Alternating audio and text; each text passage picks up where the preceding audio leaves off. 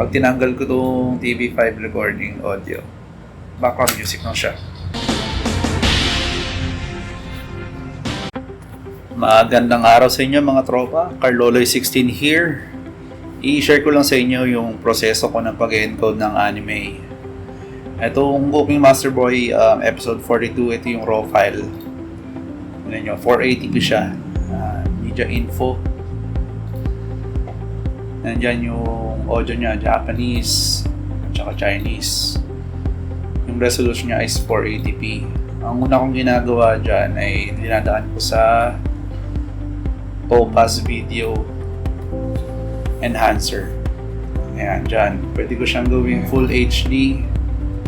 May enhancer siya sa 1080p version.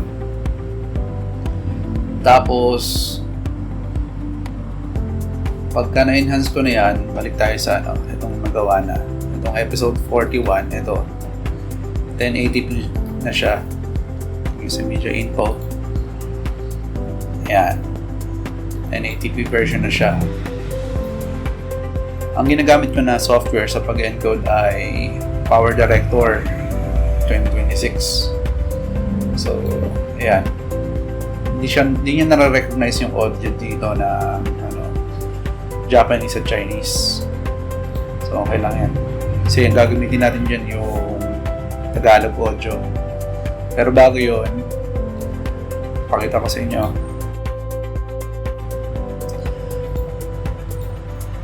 Ayan. Ang bawa ito. Ang una kong ginagawa dyan ay inaayos ko yung kulay. Tayo sa edit. Tapos color. Dito color enhancement. Binababa ko ng 25 lang para hindi masyadong matingkad.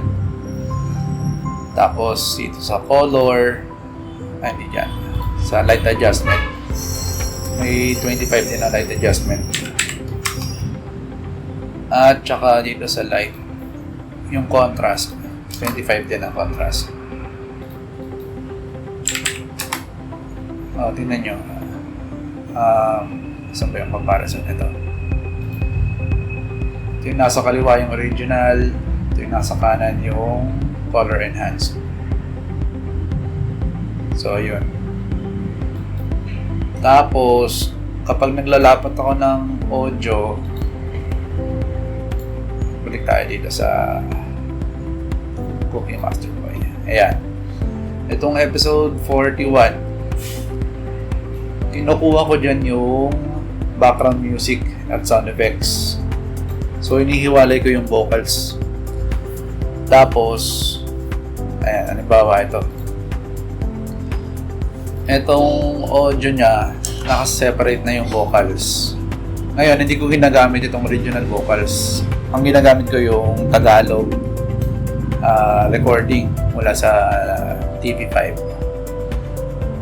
So, ang ginagawa ko, pinagsasama ko muna ito gamit yung Audacity. Ayan. File, export audio,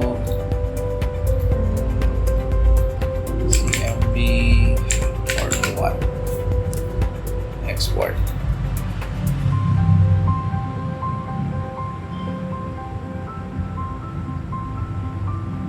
Balik tayo sa Power Director, import media files, sa step color. So ito, meron na siyang background music at saka sound effects, pero walang vocals. Kaya ang gagamitin natin na yung Tagalog recording. Pero hindi pa ipapalabas itong 41 sa Monday pa yun. Save as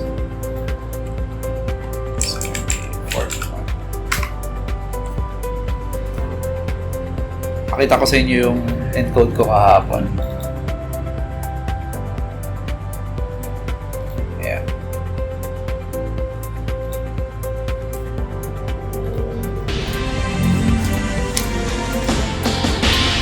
Mukhang Pareho nyo nang natapos na dalawa. Oo naman. Perfect. Tignan nyo, pag tinanggal ko itong isa, ito yung TV5 recording. Pag tinanggal ko itong TV5 recording audio, background music na siya.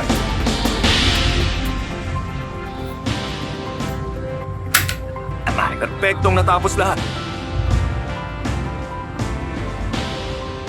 Ang pinakamahusay na dim sum cooking master ng kontinente at ang huling kabilang sa So, yun lang. Thank you for watching.